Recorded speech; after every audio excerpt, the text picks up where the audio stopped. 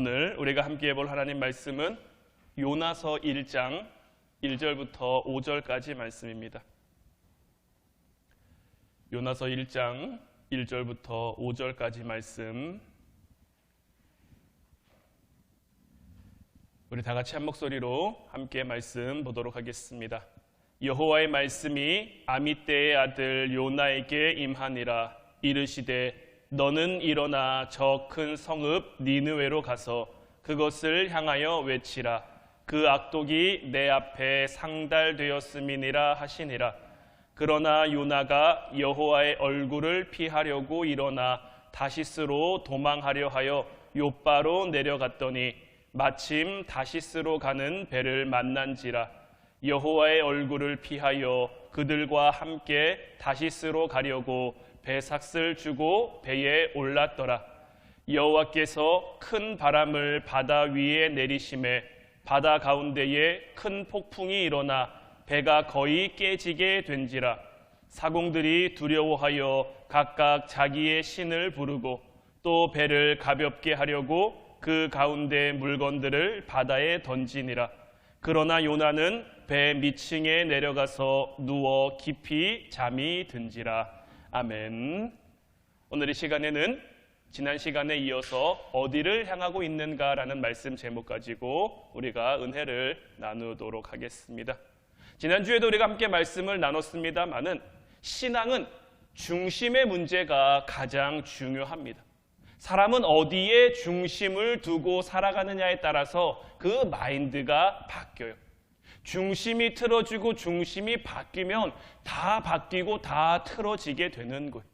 지난주에 말씀드렸습니다마는 내 삶 가운데, 내 마음 가운데 집이 뭔지 아니면 교회가 뭔지, 집이 중심이라면 집보다는 교회가 멀겠죠. 반대로 교회가 중심이면 집이 먼 거예요. 집이 중심이어도요, 교회가 중심이어도요, 집에서 교회를 가고 교회에서 집을 가기 때문에 그 거리가 달라지지 않습니다. 길도 달라지지 않습니다. 하지만 그 집을 대하고 교회를 대하는 우리의 마음이 달라지는 거죠. 교회가 중심이라면 내 삶이 좀 어렵고 내 상황이 좀 어려워도 교회에 와야 할 이유가 생기겠지만, 집이 중심이라면 어렵고 힘드니까 교회 가지 말아야지 하는 그러한 이유가 될 수 있는 거예요. 어디에 중심을 두느냐에 따라서 내가 더 전심으로 해야 할 이유가 되기도 하고, 또 반대로 내가 쉽게 포기하고 내가 쉽게 내려놓는 이유가 되기도 하는 거예요. 오늘 본문 4절 말씀을 다시 보면 여호와께서 큰 바람을 바다 위에 내리심에 바다 가운데에 큰 폭풍이 일어나 배가 거의 깨지게 된지라. 하나님께서 다시스로 도망하는 그 배를 탄 요나를 향해 큰 바람을 바다 위에 내리셨고, 그로 인해서 큰 폭풍이 일어나 배가 거의 깨지게 된 거예요. 사공들은 두려워하며 각각 자기의 신들을 부릅니다. 혼비백산한 거죠. 배가 거의 깨지게 됐으니 배를 가볍게 하려고 물건들을 바다에 던지기도 하고요. 그런데 이때 요나는 뭘 하고 있습니까? 5절 말씀 보면 배 밑층에 내려가서 누워 깊이 잠이 들었다라고 돼 있는 거예요. 근데 여러분들 한번 생각을 해보세요. 여러분들 배를 타본 적 있으십니까? 배를 타는데 파도가 좀 이렇게 높게 치는 그러한 배를 타본 적 있으십니까? 그런 상황 속에서 잠을 잘 수 있을까요? 지금 이 배에 들어닥친 폭풍은, 이 배에 지금 불고 있는 바람은 단순히 파도가 조금 높은 정도가 아니잖아요. 배가 거의 깨지게 될 정도로 정말 배가 이리 휘청 저리 휘청하고 있는데, 이런 상황 속에서 배 밑층에 내려가서 그냥 잠을 자는 것도 아니고 깊이 잠을 자고 있다라고 되어 있는데, 배가 아무리 커도 풍랑을 이길 수는 없습니다. 배가 산삭조각 날 정도로 큰 폭풍 가운데 거기서 잠이 든다? 사실 이건 말이 안 되는 거죠. 그럼에도 성경은 요나가 깊이 잠들었다라고 말하고 있는데, 그럼 도대체 요나는 어떤 성격의 사람이길래 이와 같은 상황 속에서 깊이 잠들 수 있느냐? 보통 예민한 사람들은 이런 상황 속에서 잠을 들 수가 없죠.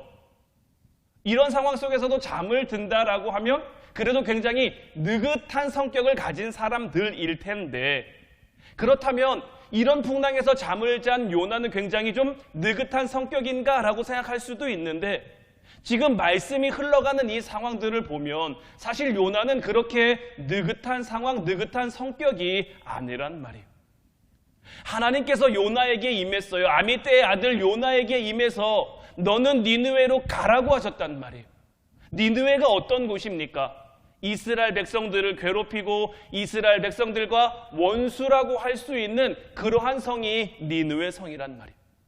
하나님께서 요나에게 그 성에 가서 말씀을 전하라고 한 것은 너희가 멸망할 것이다, 너희가 망하게 될 것이다, 이렇게 말씀을 전하라고 한 것은 요나가 생각해 보니까 그들이 회개하면, 그들이 돌이키면 그 성을 망하게 할 것 같지 않은 거죠. 그래서 요나는 니느웨로 가기 싫었던 거고, 그래서 요나는 다시스로 가는 배를 탔단 말이에요. 요나는 느긋한 성격을 가지고 있는 사람이 아닙니다. 요나가 느긋한 성격을 가지고 있었다면 니느웨를 바라보면서도 동일한 마음을 품을 수 있어야죠. 하지만 요나는 그런 느긋한 성격을 가진 사람이 아니기 때문에 그는 다시스로 도망했고 이 배에 타고 있었던 거예요.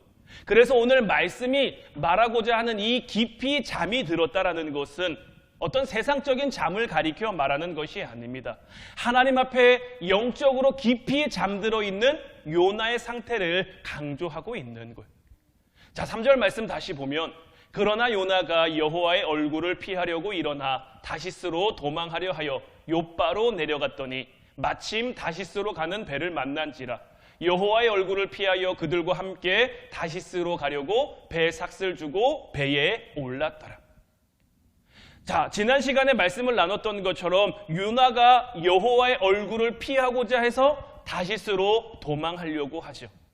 다시스는 오늘날의 스페인으로 그 시대 가운데 땅끝을 의미한다라고 지난 시간에 말씀을 드렸죠. 요나는 지금 하나님을 피해서 땅끝으로 도망가고자 하는 거예요. 요나가 여호와의 얼굴을 피하려고 땅끝으로 도망하기 위해서 지금 욥바로 내려갔죠. 욥바로 내려갔더니 마침 다시스로 가는 배를 만났어요. 우리말 성경에는 배 삭슬 주고 배에 올랐다라고 되어 있지만 히브리 원문에는 배에 내렸다라고 되어 있어요. 올랐다가 아니라 내렸다. 우리나라 말의 어떤 그 문법적인 거에는 배에 올랐다가 맞기 때문에 올랐다라고 표현하고 있지만 히브리어 원문에서는 내렸다라는 단어를 사용하고 있는데 왜 히브리어 성경에는 내렸다라는 단어를 사용하고 있냐면 하나님께서는 이 지금 흘러가는 상황을 통해서 요나의 영적 상태가 점점 내려가고 있음을 우리들에게 보여주고 있는 거예요. 그래서 요나는 어디까지 내려갑니까? 욥바로 내려갔죠. 배로 내려갔죠. 배에 타서도 배 밑층까지 내려간 거예요. 배 밑층까지 그의 영적인 상태가 내려가니 그의 영이 깊이 잠을 들게 된 거예요. 우리는 이 점을 알아야 하는 거예요. 하나님께서는 우리의 육적인 것을 통해서도 영적인 것을 느낄 수 있도록 알 수 있도록 연결을 해 놓으셨단 말이에요. 그러니까 예를 들면 우리는 부모로서의 사랑을 통해 하나님의 사랑을 조금이나마 깨달을 수 있는 거예요. 우리가 자녀들을 키우면서 자녀들을 사랑하는 그 마음, 때로는 자녀들이 우리 마음에, 부모의 마음에 다 들지 않죠. 때로는 부모를 속상하게 할 때도 있고 부모의 마음을 아프게 할 때도 있지만 그렇다고 우리가 자녀를 버립니까? 아니죠. 정상적인 부모라면 그렇게 하지 않는단 말이에요. 왜 그렇게 하지 않습니까? 자녀들을 사랑하니까. 마찬가지로 하나님께서도 우리가 때로는 하나님의 마음을 속상하게 하고 하나님의 마음을 아프게 해도 하나님은 우리를 버리지 않는단 말이에요. 왜 그렇습니까? 하나님이 우리를 너무나 사랑하시니까. 이렇듯 하나님께서는 하나님께서는 이 세상의 것들을 통해서 우리가 하나님의 마음, 하나님의 사랑, 하나님의 은혜를 깨닫도록 하셨다는 거예요. 그런데 문제는 뭡니까? 우리의 육이 불완전하다라는 거죠. 사단은 이것을 너무나 잘 알기에 우리의 육적인 것을 뒤틀어서 우리가 영적인 것을 깨닫지 못하도록, 영적인 것을 바라보지 못하도록 우리의 삶을 방해하는 거예요. 아담과 하와가 에덴 동산에서 누구보다 행복한 삶을 살고 있었어요. 무엇 하나 부족한 거 없는 삶이었죠. 하나님과 교제하며 하나님과 함께하며 하나님의 만드신 동산 안에서 모든 것을 누리며 살았으니 얼마나 복되고 얼마나 행복했겠습니까? 에덴 동산에 걱정이 있었을까요? 에덴 동산에 고난이 있었을까요? 고생이 있었을까요? 그런 거 하나도 없었어요. 아담과 하와는 아무것도 하지 않아도 그곳에 있는 나무는 언제나 아담과 하와에게 열매를 맺어줬고요. 그곳에 있는 동물들은 다 아담과 하와를 따랐고요. 그저 아담과 하와는 그곳에서 행복하게 살면 됐단 말이에요. 그런데 어느 날 뱀이 나타나죠. 뱀이 나타나서 아담과 하와를 어떻게 유혹합니까? 하나님이 그 에덴 동산에서 유일하게 한 가지 막아놓으신 것이 있는데 그것이 선악을 알게 하는 나무의 열매는 먹지 말라는 거죠. 하나님께서는 왜 선악을 알게 하는 나무의 열매를 먹지 말라고 하셨을까요? 아담과 하와는 그것을 통해 하나님을 깨닫는 거예요. 내가 다 마음대로 할 수 있으면 내가 주인이 됩니다. 내가 다 마음대로 할 수 있으면 모든 것이 다 내 것이라고 착각하며 살게 됩니다. 하지만 그들은 그 동산 중앙에 있는 선악을 알게 하는 그 나무의 열매를 보면서 그들이 하나님의 피조물이고 하나님이 우리를 만드셨고 하나님이 주인이라는 것을 깨달을 수 있게 되는 거죠. 하나님의 어떤 말씀이라는 울타리 안에 그들이 거하며 살아갈 수 있게 되는데 뱀이 그들을 유혹한 것은 그 말씀의 울타리를 벗어나라는 거죠. 요것을 벗어나면 너희가 하나님처럼 될 수 있다라고 유혹을 하는 거예요. 그런데 어떻습니까? 그것을 먹고 그것을 벗어나 보니 그들이 생각했던 것처럼 그들이 바랬던 것처럼 하나님처럼 되는 일이 있었습니까? 아니죠. 그들이 오히려 더 불완전해져서 에덴 동산에 더 이상 살 수 없게 됐고 죄로 인해 하나님께 가까이 나아갈 수 없게 됐고 그들은 영원한 생명, 완전한 생명을 누렸던 그 에덴 동산에서 나와 고생하며 고난 가운데 힘들게 수고하며 살아갈 수밖에 없게 된 거죠. 영적인 것은 이렇듯 한 방에 추락할 수 있는 거예요. 요나도 굉장히 하나님이 택하신 하나님의 말씀을 전하는 그 선지자로 하나님이 부르셨는데 그가 하나님과의 관계가 이렇게 틀어지니까 한 방에 무너지는 거예요. 그의 영적인 상태가 내려가고 또 내려가고 또 내려가서 영적으로 깊이 잠드는 그러한 지경에까지 이르게 된 거죠. 사단은 우리의 삶을 이렇게 유혹하는 거예요. 하나님께 집중하지 못하도록 자꾸 우리의 삶 앞에, 우리의 발 앞에 자꾸 문제와 어려움을 가져다 놓는 거예요. 이 문제를 통해서 우리는 하나님을 발견할 수 있어야 되는데 우리를 사랑하시는 하나님이 우리와 함께 하시는 그 하나님이 우리를 이끄시고 우리를 인도하신다는 것을 깨달을 수 있어야 되는데 내 앞에 문제가 내 눈을 가려서 내 앞에 문제가 내 귀를 가려서 하나님의 말씀을 보지 못하게 하나님의 음성을 듣지 못하게 하는 거죠. 이것이 이 땅을 살아가는 우리를 향한 사단의 계략이고 선악과 사건도 이로 인해 발생한 것이고 오늘 말씀에 나온 이 요나의 사건도 이로 인해 발생하는 것. 하나님 반대편에 서는 것. 그 시작은 하나님과의 관계가 틀어지는 것부터 시작을 하는 거예요. 작은 틈일지도 몰라요. 작은 틀어짐일지도 몰라요. 하지만 그 하나가 틀어지자 또 틀어지고 또 틀어지고 또 틀어져서 그것이 원망이 되고 불평이 되는 거예요. 하나님께서 애굽의 노예로 살고 있는 이스라엘 백성들을 출애굽시키셨습니다. 그들이 출애굽하는 그 과정을 살펴보면 먼저 하나님의 애굽을 치셨죠. 10가지 재앙으로 애굽을 치셨단 말이에요. 이스라엘 백성들은 그 놀라운 하나님의 위대하심과 그 엄청난 하나님의 기적을 봤어요. 그럼에도 불구하고 그들이 애굽에서 나왔단 말이에요. 그렇게 그들이 애굽에서 나왔단 말이에요. 애굽에서 나와서 그들이 사흘 길을 가는 동안 마실 물을 얻지 못했어요. 그러니 이스라엘 백성들이 어떻게 합니까? 하나님 앞에 원망하고 불평하는 거예요. 하나님이 어떻게 그들을 인도해냈습니까? 하나님이 어떻게 그들을 구원했습니까? 그들이 그것을 안다면, 그것을 깨달았다면, 그것을 봤다면, 그것을 계속 기억하고 있다면 그러한 상황 속에서 뭘 해야 됩니까? 하나님 앞에 구해야죠. 애굽의 장자를 치신 그 하나님께서, 나일 강물을 피로 바꾸신 그 하나님께서, 10가지 재앙으로 이 애굽을 치신 그 하나님께서 고작 마실 물 하나 그들에게 주시지 못하겠습니까?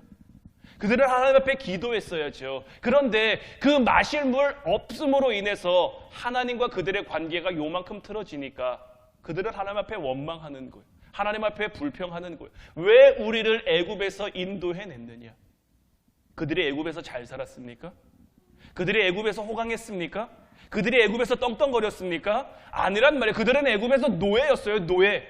노예가 뭡니까? 자유 없이 시키는 것만 죽어라 일한다고 뭔가가 그들에게 주어집니까? 아니죠.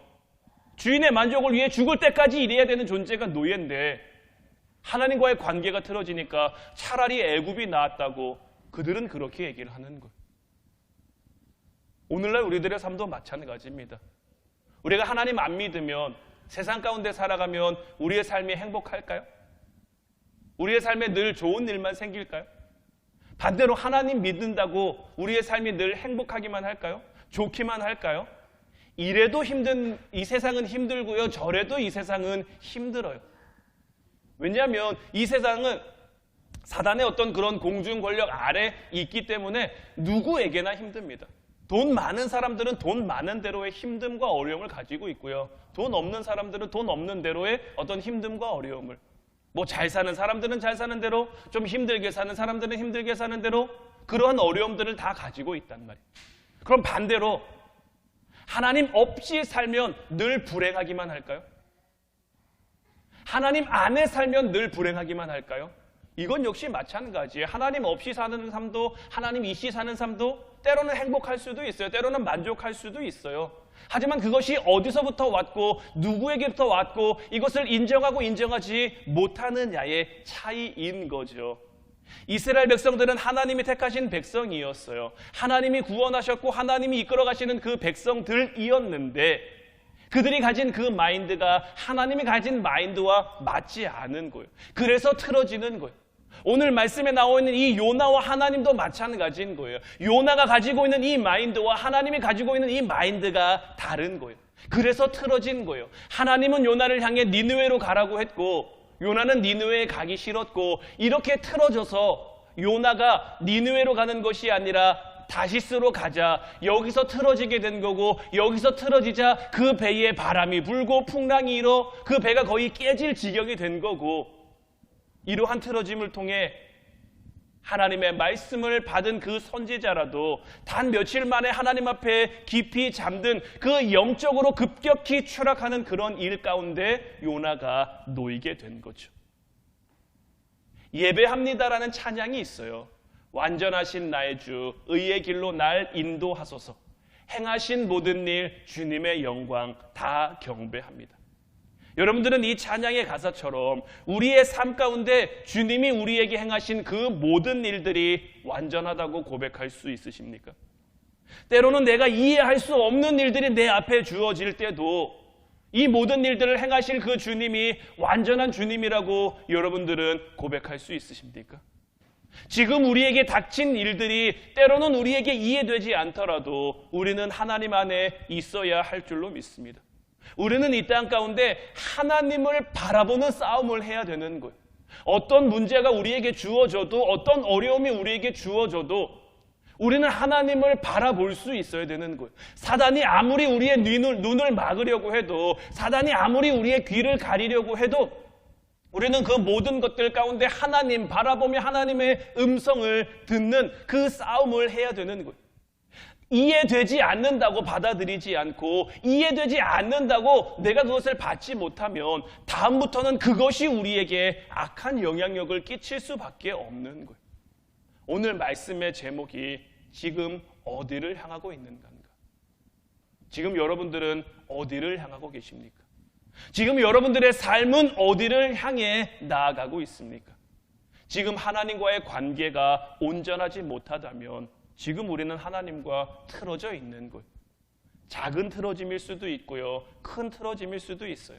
하지만 작은 틀어짐, 겨우 요만큼인데 하고 놓는 순간 사단은 그 틈을 기가 막히게 파고들 것이고, 요나가 무너진 것처럼, 이스라엘 백성들이 무너진 것처럼 우리 또한 무너질 수도 있음을 우리는 기억하며, 우리는 그 작은 틀어짐이라도 찾아내 그것을 고치고 그것을 개선해서 하나님과 온전한 관계를 누리며 살아갈 수 있어야 되는 거예요.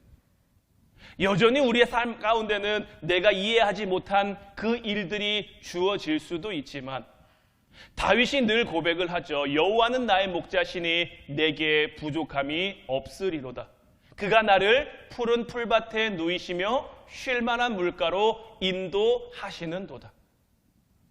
우리가 다윗을 너무나 잘 알고 있는데 다윗의 삶이 그렇게 부족함이 없는 삶이었습니까? 여러분들 다윗처럼 사세요 하면 여러분들 어떨 것 같으세요? 늘 도망다니고 늘 쫓기고 늘 마음의 여유가 없고 그렇게 살아가면 여러분들 어떨 것 같으세요? 장인인 사울 왕이 자기 죽이겠다고 몇십 년을 쫓아다닙니다. 이스라엘의 왕이 돼서 좀 살만했는데 압살롬이라는 아들놈이 자기 죽이겠다고 또 자기를 쫓아옵니다. 이런 삶이 어디 완벽한 삶, 완전한 삶, 부족함이 없는 삶이라고 할 수 있겠습니까? 그러나 다윗은 자기의 삶을 돌이키며 자기의 삶을 바라보며 내게 부족함이 없다라고 고백하는 거예요. 다윗은 어떻게 이와 같이 고백할 수 있습니까? 그는 그에게 주어진 모든 일들 가운데 때로는 그에게 이해가 되지 않아도 지금 당장은 그가 받아들이지 못해도 이 모든 일들을 선하게 이루어 가실, 온전하게 이루어 가실 그 하나님을 기대하며 그 하나님을 바라보며 하나님과 온전한 관계를 맺으며 살아갔기 때문에 내게 부족함이 없다라고 고백할 수 있는 거예요. 여러분들은 언제 행복하십니까? 여러분들은 언제 행복하십니까? 우리의 삶은요, 굉장히 좀 단순합니다. 돈이 많다고 해서 우리의 삶이 마냥 행복한 거 아닙니다.